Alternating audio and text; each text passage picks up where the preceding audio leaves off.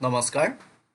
চতুৰ্থ শ্ৰেণী সমূহ ছাত্ৰ ছাত্ৰীলৈ মই মনোজ আচাৰ্যই নমস্কাৰ জনাইছোঁ। আজি আমি চতুৰ্থ শ্ৰেণীৰ গণিতৰ অনুশীলনী ৩ অৰ্থাৎ মৌখিকখনৰ অনুশীলনী ৩ত থকা কেইটামান প্ৰশ্ন আলোচনা কৰিবলৈ আগবাঢ়িছোঁ। আশা কৰোঁ ছাত্ৰ ছাত্ৰীসকলে প্ৰশ্নকেইটা চাই বুজি ল'বা আৰু তোমালোকে বহীত এইকেইটা কৰি যাব পাৰিবা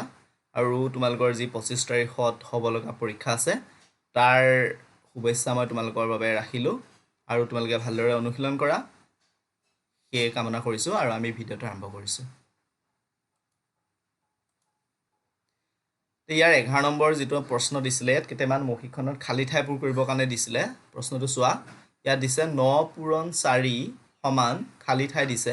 আকৌ যোগ চিন দি পুনৰ খালী ঠাই দিছে সমান ৩৬। ছাত্ৰ ছাত্ৰীসকল আহাচোন এই প্ৰশ্নটো কিদৰে সমাধান কৰোঁ চাই লওঁ। এইখিনিতে মই এটা কথা কৈ লওঁ, ইয়াত যি সমান চিন আছে গতিকে সমান চিনৰ অৰ্থ হৈছে ইয়াত মাজত তুমি যিয়ে সংখ্যা নবহোৱা লাগিলে চবফালে কিন্তু উত্তৰটো একেই হ'ব লাগিব। গতিকে আমি এনেকুৱা সংখ্যা বহাম যাতে আমাৰ সমীকৰণটো শুদ্ধ হৈ থাকে। গতিকে আহা ইয়াৰ উত্তৰটো চাওঁ। ইয়াত আমি দেখিছোঁ ৪ পূৰণ ৯ অৰ্থাৎ ৪ ন গুণ কিমান আমি জানো ৩৬। গতিকে মই খালী ঠাইত ভৰালোঁ কিমান ৩৬। মই খালী ঠাইত বহুৱা সংখ্যাকেইটা ৰঙা আখৰেৰে লিখি দিছোঁ যাতে তোমালোকৰ সুবিধা হয়। যোগ পুনৰ ইয়াত খালী ঠাই দিছে চোৱা, কিন্তু ইফালে আছে ৩৬। কিন্তু চোৱা ৪ ন গুণটো ৩৬ হ'লেই ৩৬ৰ লগত কি যোগ কৰিলে ৩৬ পাম। গতিকে আমি জানো এটা সংখ্যাৰ লগত শূন্য যোগ কৰিলেহে সেই সংখ্যাটো পোৱা যায়। গতিকে এই খালী ঠাইত নিশ্চয় আমি কি কৰিব লাগিব, শূন্য বহাব লাগিব। অৰ্থাৎ ইয়াৰ খালী ঠাই দুটাত আমাৰ কি বহাব লাগিব ৩৬ যোগ শূন্য। নিশ্চয় তোমালোকে প্ৰশ্নটো বুজি পাইছা ছাত্ৰ ছাত্ৰীসকল। ব'লা আমি ইয়াৰ পৰৱৰ্তী প্ৰশ্নটো আলোচনা কৰোঁ। আমাৰ ১২ নম্বৰ যিটো প্ৰশ্ন আছিলে, প্ৰশ্নটো দিছিলে ৬ পূৰণ ১০০ ব্ৰেকেট দিছে বিয়োগ ৬০ পূৰণ ১০ সমান খালী ঠাই দিছে। ব'লা ছাত্ৰ ছাত্ৰীসকল এই প্ৰশ্নটো কিদৰে কৰিব পাৰি আমি চাই লওঁ। ইয়াত তোমালোকে চোৱা, প্ৰথম আছে ৬ পূৰণ ১০০। প্ৰথম আমি ব্ৰেকেটৰ ভিতৰৰ কামটো কৰিব লাগিব। ৬ পূৰণ ১০০ কিমান হ'ল, ৬ পূৰণ ১০০ ৬০০ হ'ল আৰু ৬০ পূৰণ ১০ কৰিলেও কিমান হ'ব ৬০০ হ'ব। তেনেহ'লে ৬০০ বিয়োগ ৬০০, গতিকে ৬০০ৰ পৰা যদি ৬০০ বিয়োগ কৰি দিওঁ কি থাকিব, একো নাথাকে। গতিকে তাৰ উত্তৰ হ'ব কিমান ০। ছাত্ৰ ছাত্ৰীসকল গতিকে ইয়াৰ খালী ঠাইত কেৱল ০ বহালেই আমাৰ উত্তৰটো শুদ্ধ হ'ব। ব'লা আমি ১৩ নম্বৰ প্ৰশ্নটো চাওঁ। ১৩ নম্বৰ প্ৰশ্নটো দিছে ৫ পূৰণ ৬ পূৰণ ৩ সমান খালী ঠাই সমান ১৫ ব্ৰেকেটৰ ভিতৰত দিছে ১৫ বিয়োগ ৫ তাৰপিছত খালী ঠাই দিছে সমান চিন দি আকৌ পুনৰ খালী ঠাই দিছে। তুমি চাবা এটা কথা, ইয়াত আমি এনেকুৱা সংখ্যা বহাম, ইয়াত আছিলে ৫ পূৰণ ৬ পূৰণ ৩, ৫ ৬ গুণ হ'ল ৩০, ৩০ পূৰণ ৩ কিমান হ'ব, এইটো ৩৩ ৯০ হ'ব। গতিকে চোৱা আমি ইয়াত সংখ্যা এনেকুৱাকৈ বহাব লাগিব যাতে উত্তৰবিলাক ৯০ হয়। ছাত্ৰ ছাত্ৰীসকল কিতাপখনত ইয়াত এই ৫ পূৰণ ৬৩ হৈ আছে, তাতে মাজত যিটো পূৰণ চিন এই পূৰণ চিনটো হয়তো প্ৰিণ্টিঙত নাহিলে, গতিকে তোমালোকে শুধৰাই অংকটো কৰিবা। চাওঁ ইয়াৰ উত্তৰটো চাই লওঁ। ইয়াত মই বহাইছোঁ ৫ পূৰণ ৬ পূৰণ ৩, গতিকে প্ৰথমটো খালী ঠাইটো ৯০ হ'ব, তাতকৈ বেলেগ সংখ্যা হ'ব নোৱাৰে। কাৰণ ৫ ৬ গুণ ৩০, ৩০ৰ লগত ৩ পূৰণ কৰিলে কিমান হ'ব ৯০। এতিয়া চোৱা তাৰ পিছৰটো খালী ঠাইত আমি কি বহাম, ৯০ হ'ব লাগিব কিন্তু উত্তৰটো। ইয়াত ব্ৰেকেটৰ ভিতৰত দিছে ১৫ বিয়োগ ৫, তেনেহ'লে প্ৰথম যদি আমি ব্ৰেকেটৰ ভিতৰকণ কৰোঁ তেতিয়াহ'লে আমি দেখা পাম ১৫ৰ পৰা যদি ৫ বিয়োগ কৰোঁ তেনেহ'লে কিমান থাকিব ১০ থাকিব। এতিয়া চোৱা ১০ৰ লগত এনেকুৱা এটা সংখ্যা দিয়া ৯০ ওলাব লাগিব। গতিকে ১০ৰ লগত কি দিলে ৯০ ওলাব, গতিকে ১০ পূৰণ ৯, ১০ ৯ গুণ ৯০। গতিকে আমি খালী ঠাইত পূৰাব পাৰোঁ পূৰণ ৯। চোৱা তেতিয়া ইফালে আকৌ খালী ঠাই দিছে, গতিকে ইয়াৰ গোটেই পূৰণফলটো টোটেল কি হ'ব, যিহেতু চবফালে সমানে হ'ব লাগিব সংখ্যা, সমান চিনৰ দুয়োফালে সংখ্যা সমান থাকিব লাগিব। গতিকে এইটো উত্তৰ হ'বগৈ ৯০, কাৰণ ১৫ পূৰণ ১০ সমান কিমান হ'ল, ১৫ পূৰণ ৫ সমান ১০ আৰু ১০ পূৰণ ৯ সমান ৯০। নিশ্চয় তোমালোকে এই প্ৰশ্নটো ধৰিব পাৰিছা। ব'লা আমি ১৪ নম্বৰ প্ৰশ্নটোলৈ আগবাঢ়োঁ। ১৪ নম্বৰ প্ৰশ্ন দিছে ব্ৰেকেটৰ ভিতৰত দিছে ১৬ বিয়োগ ৪ পূৰণ ৩ সমান খালী ঠাই দিছে, আকৌ পুনৰ সমান চিন দি ৪ দিছে, আকৌ খালী ঠাই দিছে,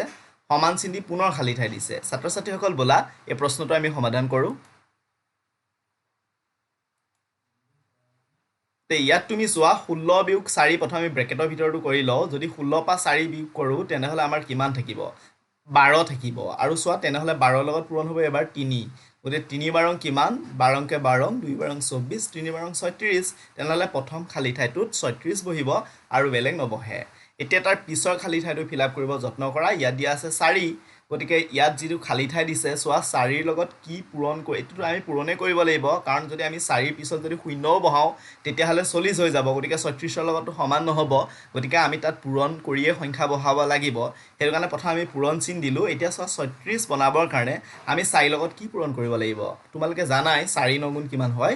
36 গতিকে আমি ইয়াত বহালোঁ কিমান 9 তেনেহ'লে আকৌ সমান চিন দি যিটো খালী ঠাই দিছে এই খালী ঠাইটো আমাৰ উত্তৰ একে থাকিব লাগিব গতিকে এই খালী ঠাইটোত অতি সুন্দৰভাৱে আমি গম পালোঁ যে ইয়াত কি বহিব 4 9 গুণ 36 বহিব অৰ্থাৎ খালী ঠাইকেইটাত বহিব ক্ৰমে 36 পূৰণ 9 আৰু 36 ছাত্ৰ ছাত্ৰীসকল নিশ্চয় তোমালোকে বুজি পাইছা তেনেহ'লে আমি 15 নম্বৰ প্ৰশ্নটোলৈ আগবাঢ়ো বলা 15 নম্বৰ প্ৰশ্ন দিছে 24 বিয়োগ ব্ৰেকেট দিছে 3 পূৰণ 4 ব্ৰেকেট ক্লোজ কৰি মাইনাছ দিছে মানে বিয়োগ চিন দিছে আৰু 2 দিছে ছাত্ৰ ছাত্ৰীসকল ইয়াত এই 2টো তোমালোকে শুধৰাই ল'বা মই প্ৰিণ্ট কৰোঁতে ইংৰাজী 2টো আহি গৈছে বাৰু যি কি নহওক ইয়াৰ উত্তৰটো আমি সমাধান কৰোঁ চোৱা ইয়াত হ'ল 24 বিয়োগ 3 পূৰণ 4 বিয়োগ 2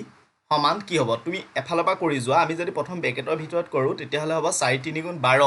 তেনেহ'লে 24 পৰা যদি 12 বিয়োগ কৰি দিওঁ কি থাকিব প্ৰথম 12 আকৌ পুনৰ বিয়োগ হৈ আছে 2 গতিকে 12 পৰা যদি আকৌ 2 এটা বিয়োগ কৰি দিওঁ তেনেহ'লে উত্তৰ কি থাকিব 10 তেনেহ'লে এই প্ৰশ্নটোৰ উত্তৰ হ'ব কিমান 10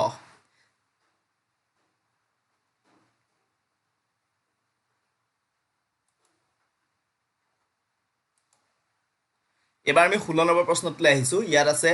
2 যোগ 3 ব্ৰেকেটৰ ভিতৰত ৰাখিছে তাৰ লগত ব্ৰেকেটৰ বাহিৰত আছে 8 ছাত্ৰ ছাত্ৰীসকল এটা কথা মনত ৰাখিবা যেতিয়া ব্ৰেকেট থাকি তাৰ বাহিৰত এটা সংখ্যা দিয়া থাকে তোমালোকে এটা কথা মনত ৰাখিবা ব্ৰেকেটৰ ভিতৰত থকা সংখ্যাটোৰ লগত সেই বাহিৰত দিয়া সংখ্যাটো সদায় পূৰণ হৈ থাকে তেনেহ'লে এই প্ৰশ্নটোৰ উত্তৰ আমি কিদৰে কৰিব পাৰোঁ চোৱা ইয়াত দিছে 2 যোগ 3 ব্ৰেকেটৰ ভিতৰত দিছে তাৰ লগত আছে 8 সমান চিন দিছে তাৰপিছত খালী ঠাই আমাক পূৰাবৰ কাৰণে দিছে আকৌ পুনৰ সমান চিন দি 11 পূৰণ 3 দিছে যোগ চিন দি আকৌ খালী ঠাই দিছে সমান দিছে 40 গতিকে তোমালোকে চোৱা ইয়াৰ উত্তৰটো কি হয় মই কৰি দিছোঁ ইয়াত 2 যোগ 3 তুমি প্ৰথম 3 আৰু 2 যোগ কৰাচোন কিমান হ'ব 3 যোগ 2 5 তেতিয়াহ'লে 8ৰ লগত 5 পূৰণ হ'ব 8 5 গুণ কিমান হ'ব 40 হ'ব তেনেহ'লে প্ৰথমটো উত্তৰ কি হ'ব 40 আৰু ইফালে চোৱা 11 পূৰণ 3 দিলে 3 11 কিমান হ'ল 33 কিন্তু চোৱা এফালেতো 40 ওলাব লাগিব গতিকে 33ৰ লগত কি যোগ কৰিলে 40 পাম গতিকে নিশ্চিত ৰূপত 33ৰ লগত 7 যোগ কৰিলে 40 পায় গতিকে পিছৰ খালী ঠাইটোত হ'ব কিমান 7 গতিকে চোৱা আকৌ ইফালে সমান চিহ্ন ইফালে 40 দিছে গতিকে গোটেই আমাৰ সমীকৰণটো কি হৈ আছে সমান হৈ গ'ল এতিয়া গতিকে আমাৰ ইয়াৰ খালী ঠাইত বহিলে 40 আৰু 7 17 নম্বৰ প্ৰশ্নটোলৈ আগবাঢ়িছোঁ ইয়াত দিছে 45 সমান ব্ৰেকেটৰ ভিতৰত দিছে 2 যোগ 3 খালী ঠাই দিছে সমান চিন দি পুনৰ খালী ঠাই দিছে আহা এই প্ৰশ্নটো কিদৰে সমাধান কৰিছোঁ চাই লওঁ ছাত্ৰ ছাত্ৰীসকল চোৱা ইয়াত 45 দিছে এতিয়া ব্ৰেকেটৰ ভিতৰত দিছে 2 যোগ 3 প্ৰথম 2কে 3কে যোগ কৰা 3 যোগ 2 কিমান হ'ল 3 2 5 এফালেতো 45 ওলাব লাগিব গতিকে 5ৰ লগত কি দিলে এতিয়া 45 হ'ব গতিকে 5ৰ লগততো তুমি যদি তাত অন্য সংখ্যা বহাই দিয়া শূন্য বহালেও কিমান আহিব 50 হ'ব গতিকে নহ'ব গতিকে তাত যিটো আমি সংখ্যা বহাম তাক পূৰণ কৰিয়ে বহাব লাগিব গতিকে তাত বহাব লগা সংখ্যাটো তেতিয়াহ'লে 5ৰ লগত কি পূৰণ কৰিলে 45 হয় আমি জানো 5 9 গুণ 45 তেনেহ'লে তাত বহাব লগা সংখ্যাটো হ'ব কিমান 9 অৰ্থাৎ 45 সমান কি হ'ব 2 যোগ 3 খালী ঠাইত বহিব পূৰণ 9 সমান পুনৰ খালী ঠাই দিছে গতিকে এই খালী ঠাইত কি হ'ব 45 হ'ব কাৰণ 3 যোগ 2 সমান 5 5 পূৰণ 9 সমান 45 গতিকে 17 নম্বৰ প্ৰশ্নটো আমাৰ হৈ গ'ল এতিয়া আমি 18 নম্বৰ প্ৰশ্নটো চাওঁ 18 নম্বৰ প্ৰশ্নত আছিলে ব্ৰেকেটৰ ভিতৰত দিছে 4 পূৰণ 3 যোগ 7 সমান খালী ঠাই দিছে আকৌ সমান চিন দি দিছে 221 বিয়োগ 202 সমান চিন দি পুনৰ খালী ঠাই দিছে অৰ্থাৎ এই প্ৰশ্নটোত আমাৰ দুটা খালী ঠাই আমি পূৰাব লগা আছে আহা ছাত্ৰ ছাত্ৰীসকল আমি এই প্ৰশ্নটোৰ সমাধান কৰোঁ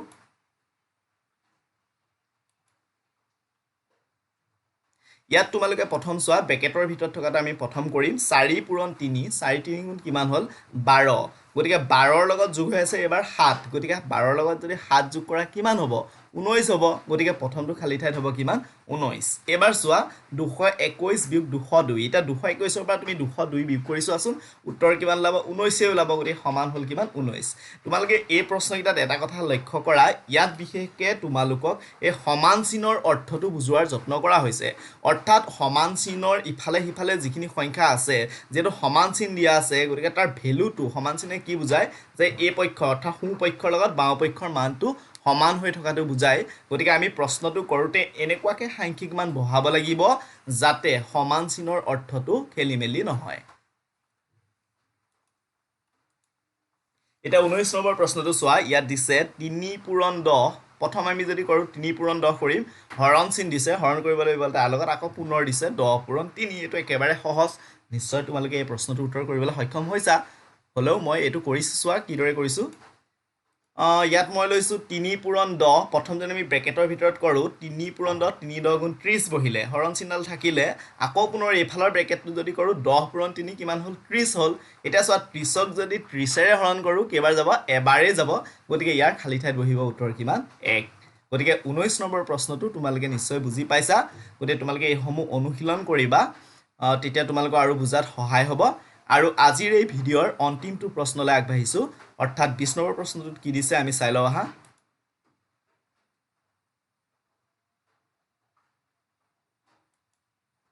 20 নম্বৰ প্ৰশ্নত দিছে 5 পূৰণ ব্ৰেকেটৰ ভিতৰত দিছে 6 বিয়োগ 3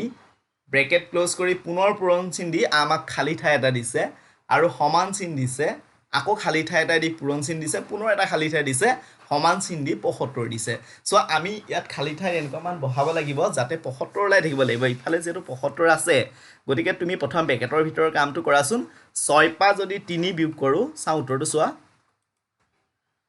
প্ৰথম আমি 5টো তেনেকৈ ৰাখিলো 6 পা 3 বিয়োগ কৰিলে কি থাকিব 3 এতিয়া চোৱা এফালেটো 75 উলিয়াব লাগিব কাৰণ এটো সাইডত আমাৰ কিমান দিয়া আছে এফালে 75 দিয়া আছে গতিকে 75 উলিয়াবৰ কাৰণে চোৱা প্ৰথম আমি এই 6 পা 3 বিয়োগ কৰো 6 পা 3 বিয়োগ কৰিলে কিমান থাকিব 3 এতিয়া এই 3 লগত 5 পূৰণ কৰো কিমান হ'ব 5 3 গুণ 15 চোৱা এটা 15 লগত কি পূৰণ কৰিলে 75 পাবা